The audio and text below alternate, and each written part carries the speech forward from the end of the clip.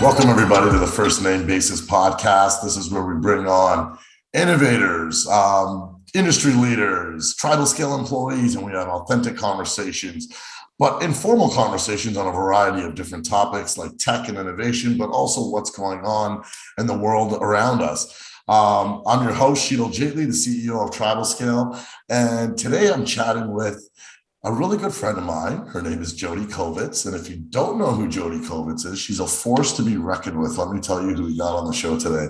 She, has many titles. The one I think I love to say about Jodi is she's the super connector, not just in the Toronto tech scene, but she branches out all over Canada. Heck, she'll bring you on stage with Michelle Obama. Jodi, welcome to the pod. Thank you. So happy to be here with you today. I'm so happy to join that you're able to join us. I met you back a while ago, and then we went to Israel together and really had started our amazing friendship that I'm so happy to have till today.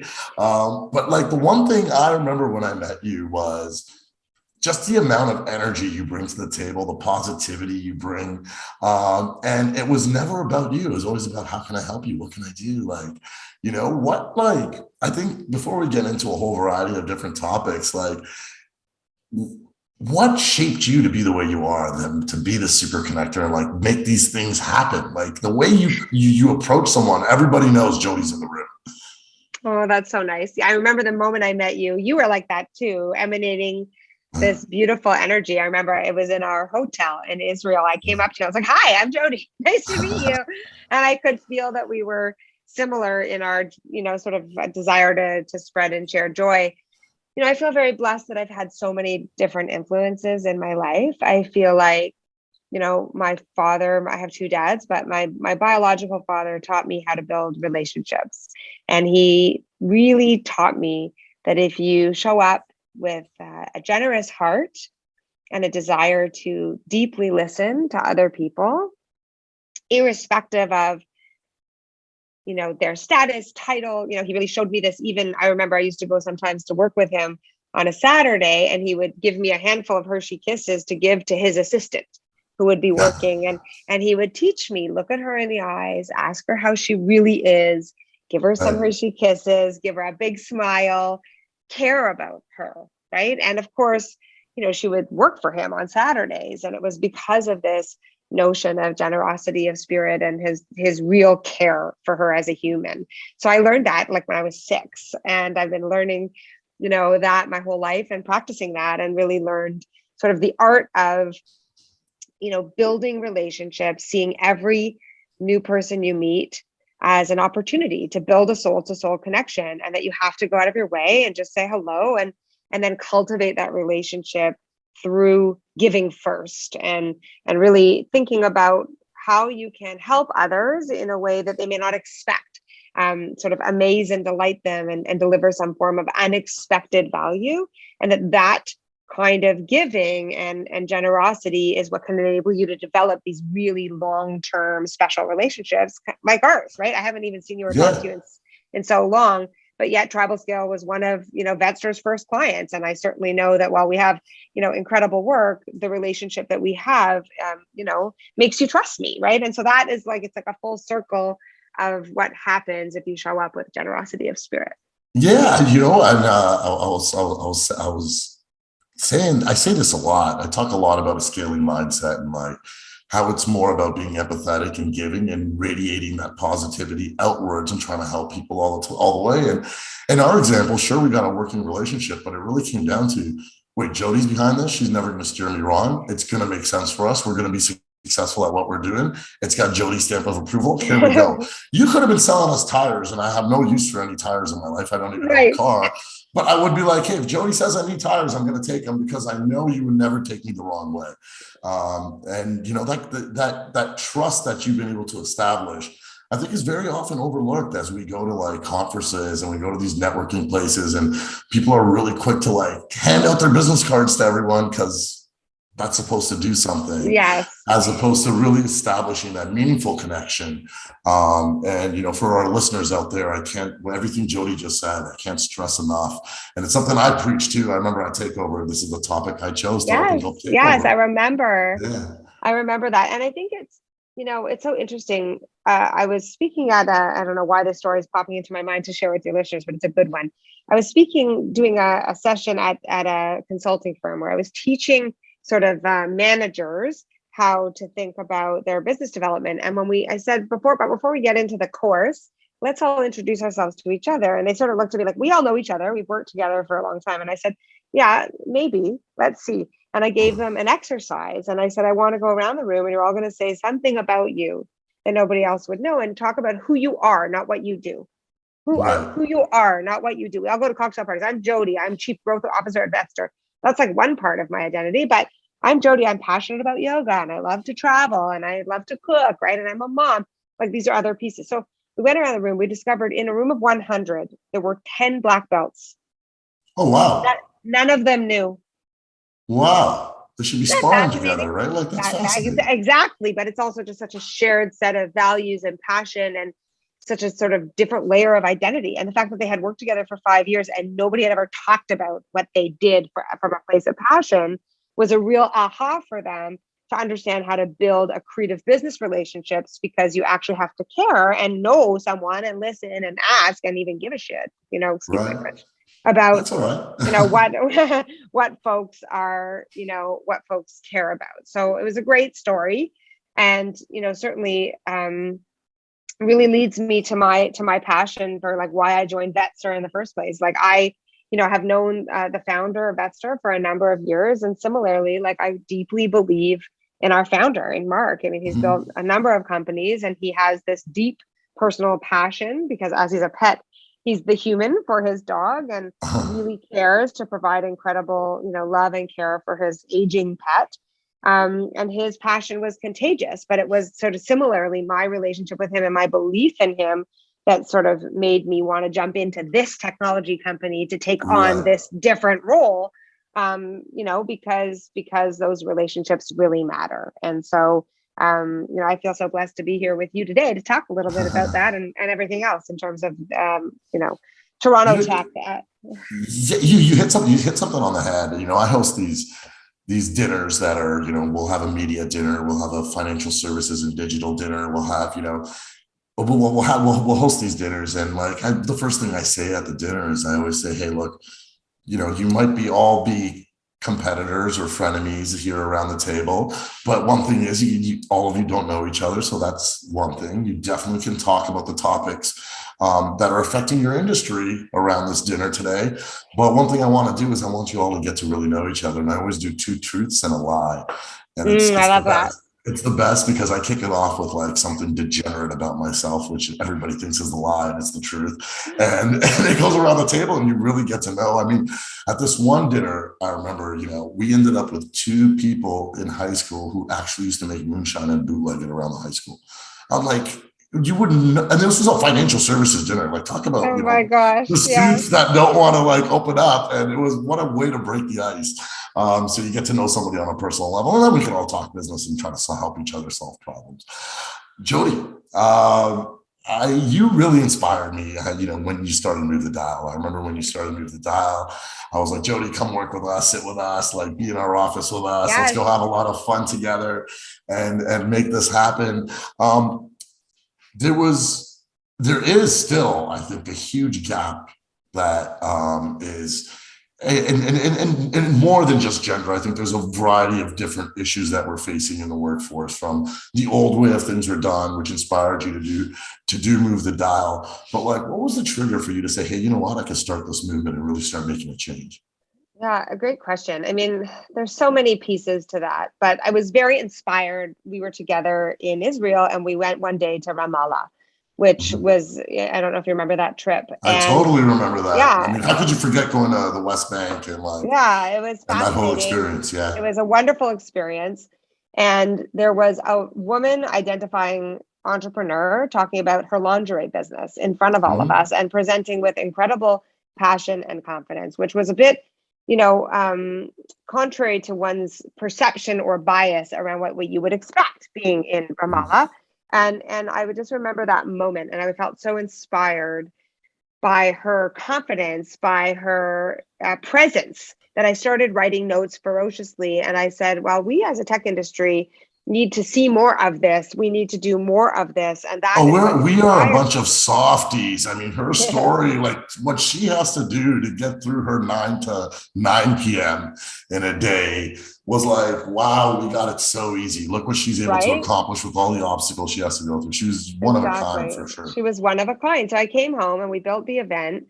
And I had written to all of you guys literally on the trip, being like, hey, can you help me? And you were the first to be like, yeah, I mean, Well, how can I help? Candace, I'll consider one of the guys too. Yeah, She well, was in and this. Candy, of course. Candace But was just your tremendous. point is well taken. It was all dudes. Yeah, there was a few of us that Yeah. were women on the trip, but there was a whole bunch of awesome humans like you that volunteered to support in a variety of different ways, and we were going to make this tiny event for 30 people, and then 1,000 people happened to show up, and Right. that's Right. the story, right? And it was a real moment in time. At the time, it was 2016. We were just coming off of 2016. It was a cold early night in 2017. Me Too movement was just surging. Lots of different things were happening, but what was clear is that there was a hunger in the ecosystem to learn about and deal with and collectively solve, which was really the action orientation of Move the Dial, the gender gap. And it was amazing. And we really worked together initially as a grassroots movement to, we put out some data to get a report together. We started putting together some events. And then, you asked me what made me do it. Well, I felt this deep conviction that it had to be done. And so I just guess, and it became bigger than what I could do off the side of my desk. I was the CEO of a Mhm. nonprofit in the industry at the time. And so I decided to do it. And I had the support of amazing humans around me, from you saying, Jodi, you've got this, come sit in my office. And I was like, I have no money. I can't pay rent. You're like, don't worry, I've got you. And you did. And I'll never forget that spirit of generosity that, I was a team of one, then I was a team of two, then I was a team of five, then I was a team of 10, like until we had enough revenue to go afford rent Right. at an office. You hosted us, similar to like Jeff, who is my business partner, who just said, you've got this. And I was like, well, I'm a 40-year-old single mother. Like, what do you mean? I can't start a business. And he's like, but I won't let you like starve. So let's go Mhm. figure this out and go build a business plan, and I'll fund the organization. And, he did that. And like Lean, who was my real co-founder, who was my brother's CFO at the time at Wealth Simple, like she just really believed in the movement, and invested herself and built the business plan and did the financials and like all of that, like all these people and amazing mentors and friends, and Candace, who came up with the stories idea, like all the Mhm. different people that just came together, showed me and gave me this faith in humanity that, if you have a dream and you rally awesome humans around you, collectively, you can make it happen. And so we built it. And, from that day in your office, my first day, well, I'll never forget, like, I'm like, oh, okay, Sheetal, I'm here, I got this business and one computer, when we ended up pausing operations when the pandemic hit. But we grew the team to over 30 people. We had millions of dollars of sponsorship revenue. We did, our huge event for 3,500 people. We had planned 75 Yeah, I mean, I can events imagine when globally. people, Like, I yeah. look at marketing people put out their, oh, this is how many impressions we got, this and that. And I always think of like, you haven't even touched anything. You should see what Jodi did, like from just a laptop sitting at a desk. Yeah, thank you. I But think it was really, it was mission meets moment. There was a real need for it. And that really brings me to the next piece. Like you talked about, and I think it was an astute observation, the equity landscape has changed.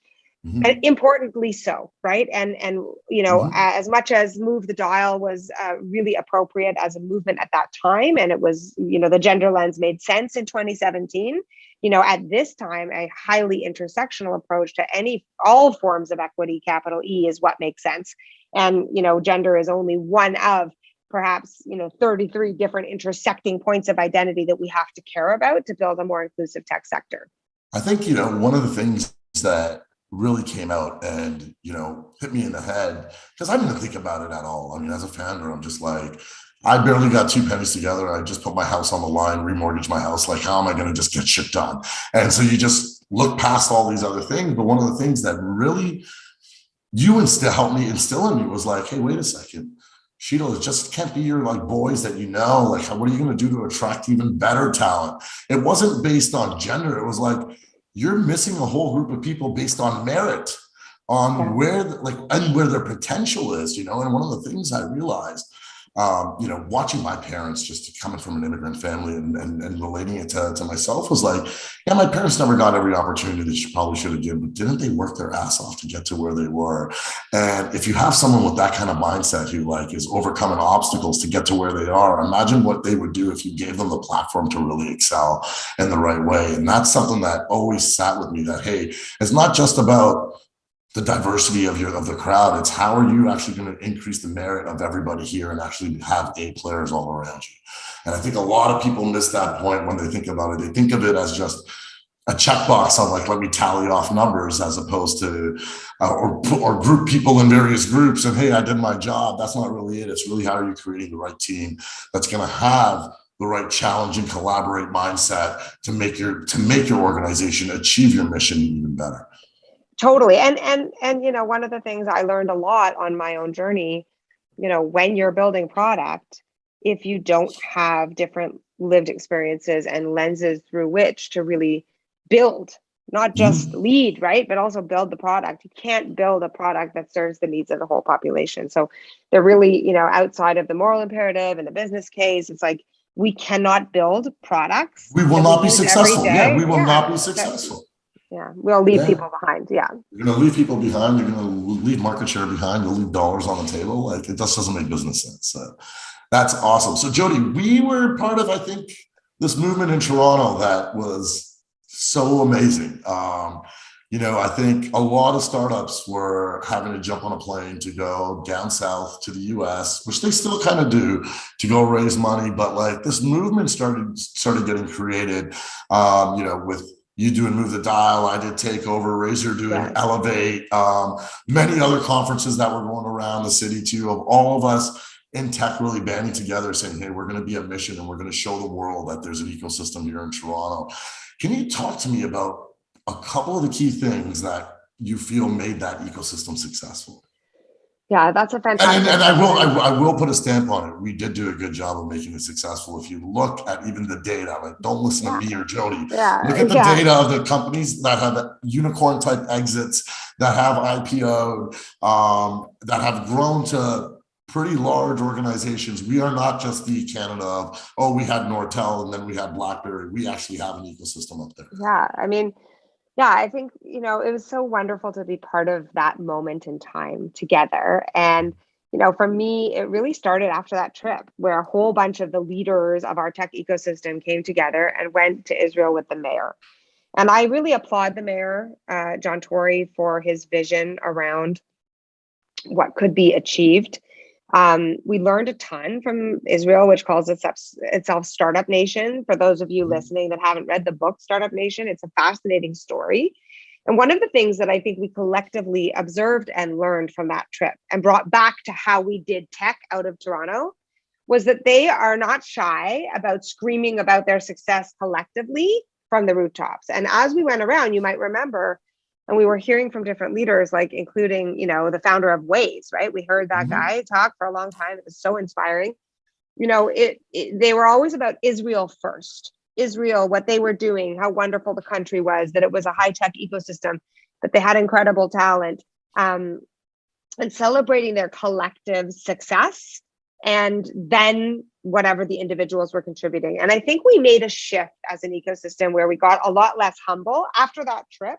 And also, it just was a moment in time in the curve of our ecosystem's development where we were starting to see people come out their second companies and third companies and invest back into the ecosystem and put, you saw talent that were able to coach the new founders. And so our ecosystem was getting more ripe at the exact same time, but we also, I think, got much more loud and proud of what we were doing and acknowledge, sort of putting aside our Canadian humility, and really working together to put Canada, and Toronto, but certainly I think it's broader than Toronto centric, put Canada as a leading tech ecosystem on the map. And we did that together. And of course, all of these initiatives, movements, conferences are, I think, ultimately also the work that so many people did that lead the nonprofits in the tech system. We look at the work that ILSA did at Mars and what Communitech was doing and DMC was doing, and coming together as like a powerful ecosystem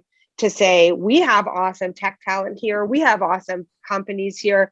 come work here. You look at Shopify, like all of these success stories sort of saying Toronto belongs on the global stage. And that shift happened in our tenure, about 5-7 years ago. It was really I think amazing to watch it. another thing I want some of our listeners to get out of this is I think a lot of the competitive and non-storytelling nature of the challenges that we're facing as an organization. We're like, well, let's throw all that out the window. You may be a competitor of mine, but here's the problems I'm facing. What problems are you facing? How can we solve these together? I mean, you could give a good example here where, like, I remember I was with Chad from Osler, Yes, one of the big of law firms. course. Chad's amazing, and we were there with people from Castles, and we were all brainstorming on what's going to be the best for TribalScale.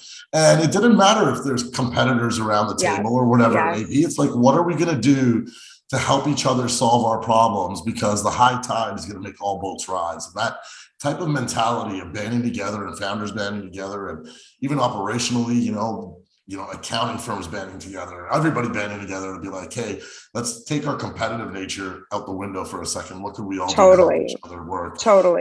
Really made this ecosystem flourish.